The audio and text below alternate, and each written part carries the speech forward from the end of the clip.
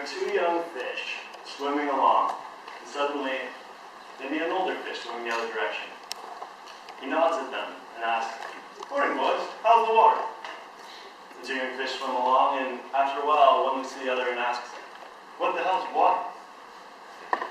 The point of this story is that we view the world through a very narrow lens, and it's easy to get so zoomed in on our immediate surroundings that we forget about the biggest, most essential things and people that are hidden all around us. We interviewed the people at SAP in Palo Alto, and they reported on average they interact with about 4 people or fewer a day. This is a company with over 50,000 employees. It's a problem of awareness. So how can we, as designers, help them become more aware of the vast ocean of resources and people that they have outside their desk area? How can we create a catalyst that's salient enough in their daily routine that reminds them, this is why? A lot of products have tried to bridge this gap between remote locations, but none have succeeded in creating an effective video communication tool that's both time efficient and socially painless. That's why SAP came to us in the first place. They wanted to make remote collaboration less of an event and utilize their global task force. Our initial need planning and interviewing confirmed this. Setup time, coordinating, synchronizing, these are huge deterrents to starting a video call. But the experience itself is also a big problem. Right now they've got 2 options.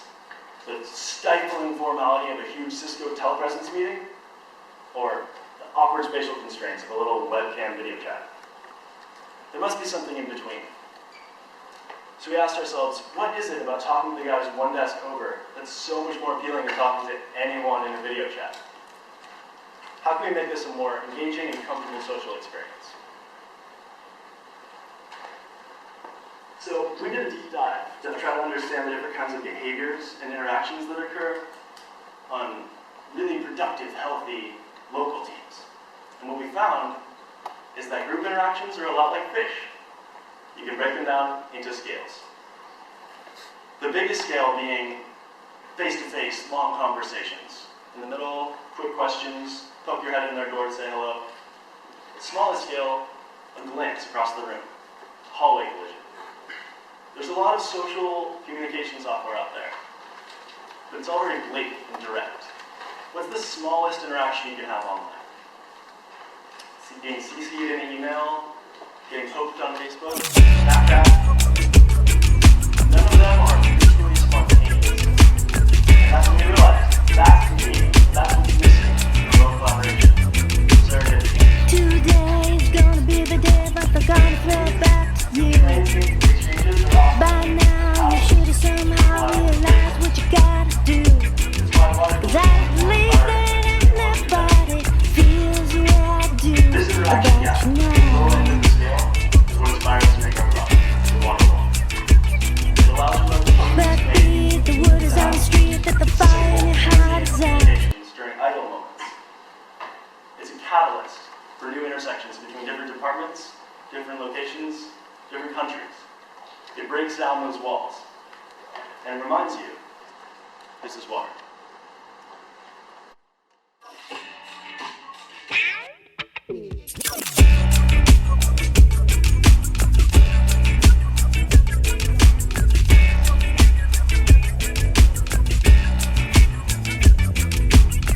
Today's gonna be the day, but they're gonna throw it back to you.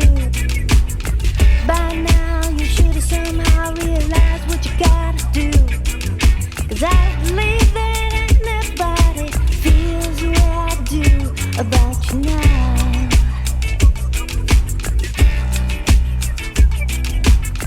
Backbeat, the word is on the street that the fire in your heart is out.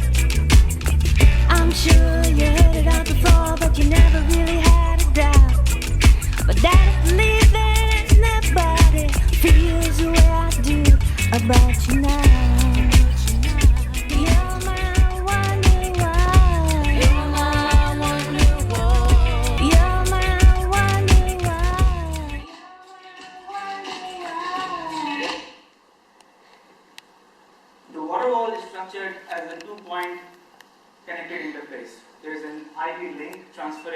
in video in real time. As you can see, the hardware is pretty uncomplicated.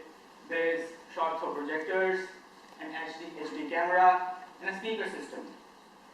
In the background, there is a processor running computer vision libraries which read each image, process them, and transfer them frame by frame on the remote side. This system is placed in a place in the office which has high footfall. And as you can see, an interesting thing is that all these components are integrated. Compare that to per month, which is like really hard to get for any company. So I'll turn it over to Peter to see what these magical features are which makes this remote collaboration experience is amazing. Now that you've become better acquainted with our products, I'd just like to take you through some of the more specific features that are incorporated. The first thing that the team have felt it was necessary to do was to break down the ice between the two locations. It's very likely that two people in two different locations have not previously interacted before, and as such might feel a bit awkward engaging in a conversation straight away. Our solution to this was to create a common ground between them in the form of word bubbles. The fish in the fish tank periodically release bubbles related to words related to projects currently ongoing in SAP.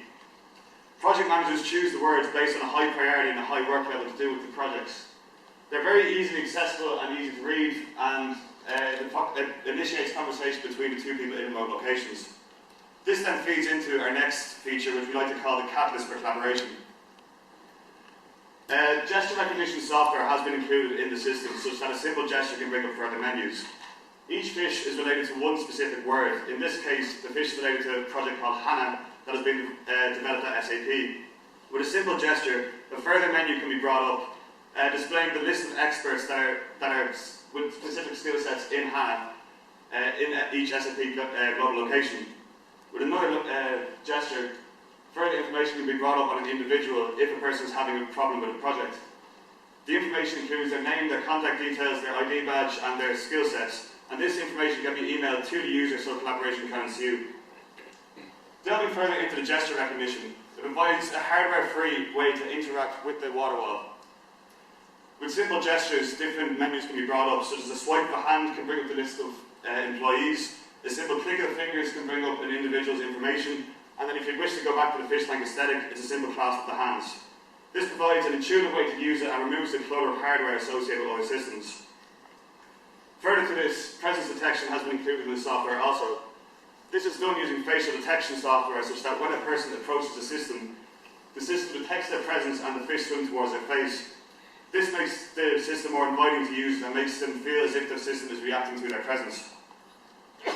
The last thing considered by us is that the water wall should be aesthetically pleasing to invite people back to this area on a more regular basis.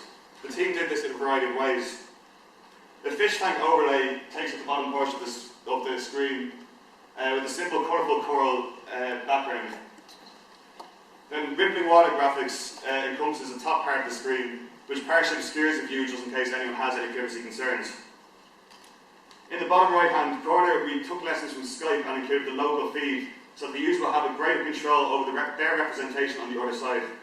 Also, we've included the wide angle camera so that the view encompasses a greater range in the office and therefore will increase the number of serendipitous interactions occurring at the system. Finally, people may feel that they want to have a more face-to-face conversation and a more natural conversation. As such, we've included transparency adjustment. The users can adjust the transparency to remove the fish tank and therefore have a more natural face-to-face conversation if they wish to talk about more serious business. And I'm going to hand you over to Eimear, who's going to talk you through the concluding remarks. Thanks, Peter. So all of these features combine to create a solution that enables colleagues to have serendipitous interactions remotely. Essentially, it breaks down the walls between two remote locations. These serendipitous interactions, they happen every day in workplaces around the world, and they spark ideas and innovation and better products. But there's no solution out there that currently caters for these type of interactions, so that's what the water wall brings to the current market. Also, the water wall it's a catalyst for collaboration. So it puts users in touch with global colleagues who are working on similar projects to them. Also, the aesthetically pleasing nature of the fish tank overlay and the interactive gesture interface means that using the water wall is an enjoyable experience. Just look at how much fun these guys are having at the water wall. So we have created a product that enables users to have casual interactions remotely, and this means that global companies can maximise the potential of their workforce. So this unique, innovative product is brought to you by the design team from 2 universities separated by 8 hours on either side of the Atlantic. It's a very male-dominated design team, so from the left to right we have Amit, Detau, Ray, Mark, Cougar, Peter, my name is Eimear, and this is Karan. And as a team, we collectively like to thank the coaches from our respective universities who have given us so much help throughout this project, and our SAP liaisons. In particular, I'd like to thank Tony O'Donnell for making the very long trip from the App House in Dublin to be here with us today. We really appreciate you coming. And we would like to welcome you all to come to our booth at 2 p.m. later to experience the magic of the water wall for yourselves. And if you have any questions, these guys will be more than happy to answer them. Thank you.